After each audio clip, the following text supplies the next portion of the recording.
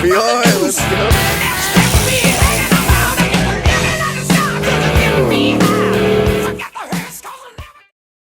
What's up guys, Todd from RBR. We're still working on this Bronco here. As you can see, we made some serious progress. Put the windshield in, so that includes the windshield frame, the windshield gasket, full wiper linkage, motor and transmission. So this is the wiper transmission.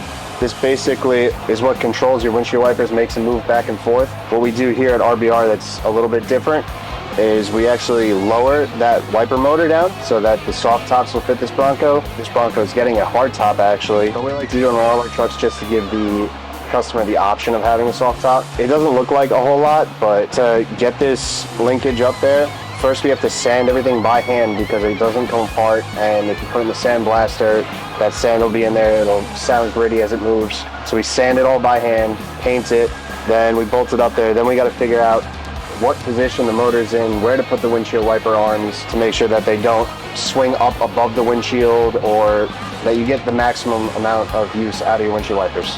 Right now, I'm working on getting the upper radiator hose in so we could start getting all the fluids in. So being that this is a Coyote motor, obviously the factory radiator hose isn't going to fit this truck because this truck didn't come with a Coyote motor. Coyote motor didn't exist when this truck was built. This is the factory one right here. You can see it's way too long. So we got to hook it up, bolt everything in, and then cut this to length so that it fits right and works. Then we'll be putting some coolants in it. After that, we're going to add oil, we're going to work on adding brake fluid. Basically every fluid that the motor needs is going to get, and then we're going to work on getting started.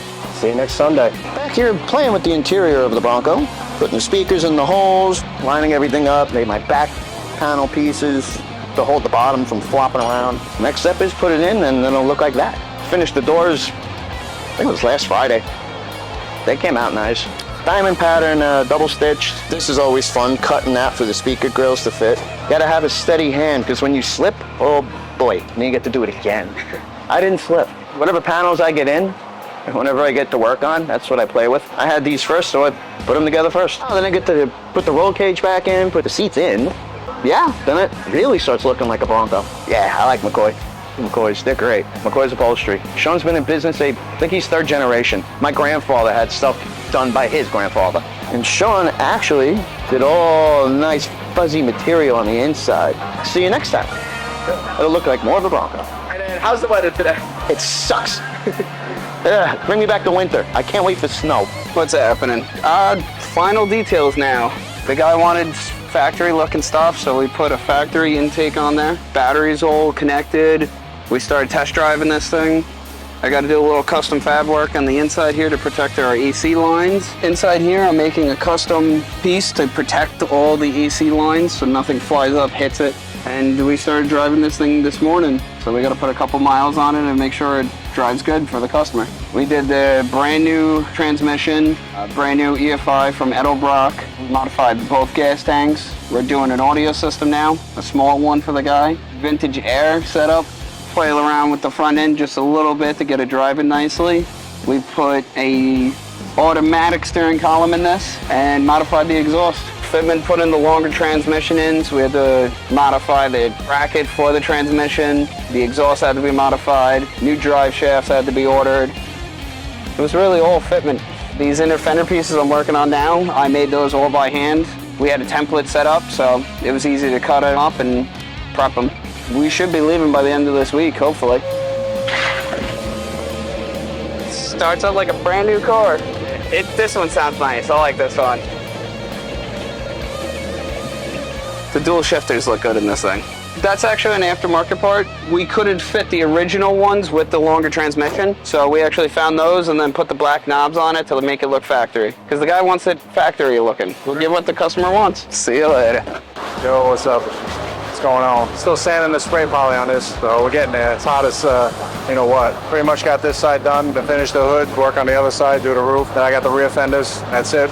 Start getting it ready for paint. The yellowish was the body filler that we had on it, and we put this spray poly on it, as we spoke about in the last video. It's really hard to sand, so it takes a while to sand. We got to work our way from 100 grit all the way down to 320, then he'll seal it and paint it. So after I sand the outside, then we're gonna have to take all the panels off, do the jam work, get everything ready for paint. As we always speak about, we got the big kid blocks. Big kid blocks are awesome. We also have a piece of aluminum stock that's nice and straight. We use that for the small areas. Dura blocks, which are a little flexible, that are great on the curved areas. On the flat areas, they gotta be perfectly straight. We use the big kid blocks. Just the material they're made out of, they don't flex. They do have ones that do flex in case you have a little bit of a curve, but on a straight panel, you want the ones that don't flex. It just works great. It's a great product. Still got to yank the engine out of this, do the engine bay. Like I said, take the panels off, do the jams. Just plug along day by day. I mean, hopefully it cools off soon. Peace. Hey, welcome back to RBR's Body Shop. Today we're prepping this tailgate here. Welded up all the extra holes I had, filling in all the little weld marks with Bondo, sanding it down, get that inside ready for monster lining. We got a couple bumpers here. These are James Duff bumpers that we had to customize a little to make them fit on the Bronco that we're building. These are just about ready. We welded up all the extra holes. In this one, sanded it all down. We actually went over the metal with the large orbital, some 40 grit, and straightened it all out so you don't see lumps where all the welds were done on the inside. So that's going to get powder coated and it's going to come back and we're going to put it on the car. It's going to look awesome. See you later. Working on a 1969 Nova that we had to do some custom stripes to. So we had to paint this in like stages. We lay out the first base layer, then we come back, we nib it, one funnel coat of the base layer, lay out our stripe template, stripe it with the color that the customer wants for the stripe, unmask it all, and then clear it. That's the stage that we're at right now. So we're about to throw the clear on the pieces, the parts, the doors, the fenders, the deck lid, the hood, and some of the other miscellaneous bolt-on pieces we're about to do right now. And then we're gonna bury the stripe in the clear so you won't feel it when you put your hand over the top. So it's a little bit more laborious of a task, but it's a nicer product in the end. So that's what we're doing. We got our Sickens HS Plus Flow 2-pack clear with our HS Plus hardener, 2-to-1 mix ratio. Love it. You get the pounded on. Gonna go 4 coats tonight. It's 96 degrees in the booth, so it's gonna be a hot one, a sweaty one. 2 Coors Lights will be doing good. So me and D-Flow are at it. Let's go.